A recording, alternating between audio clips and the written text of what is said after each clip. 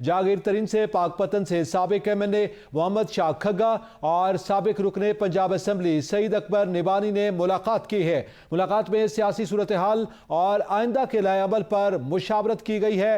अहम खबर से आपको आगाह कर रहे हैं, जहांगीर तरीन एक मरतबा फिर सियासी सरगर्मी के लिए तेज हो गए हैं। इस हवाले से मजीद जानेंगे नुमाइंदा ABN न्यूज असद शाह से। जी असद शाह, बताइएगा, जहांगीर तरीन की रिहाइशगाह पर मुलाकातों का सिलसिला जारी है।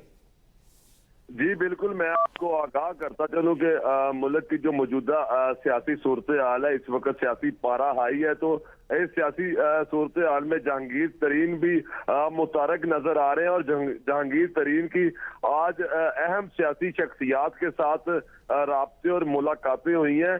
जहांगीर तरीन से पाकपतन से साबिक MNA मोहम्मद शाह खग्गा की मुलाकात हुई है। साबिक रुकन पंजाब असम्बली सईद अकबर नवानी की भी जहांगीर तरीन से मुलाकात हुई है। मुलाकात में वज़ीर-ए-आज़म के मामले खुसूसी ओन चौधरी भी शरीक थे। लाहौर में होने वाली मुलाकात में सियासी सूरत हाल और आइंदा के लाहे अमल पर मशावरत की गई है। जहांगीर तरीन मुलाकातों के बाद जल्द अपने सियासी लाहे अमल का ऐलान भी करेंगे।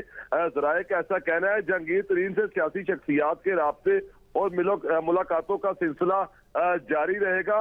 मैं आपको आगाह करता चलूं कि ज़राए का कहना है कि पाकिस्तान तरीके इंसाफ जो छोड़ने वाले सूबाई और कौमी असम्बली के इरकान है, वो जहांगीर तरीन के साथ राब्ते में है। जहांगीर तरीन जो है अगले कुछ दिन इनके साथ मुलाकातें करेंगे और उसके बाद बाकायदा तौर पे कुछ सियासी लाहे अमल देंगे। जी बहुत शुक्रिया असद शाह, तफसीलात से आगाह कर रहे थे।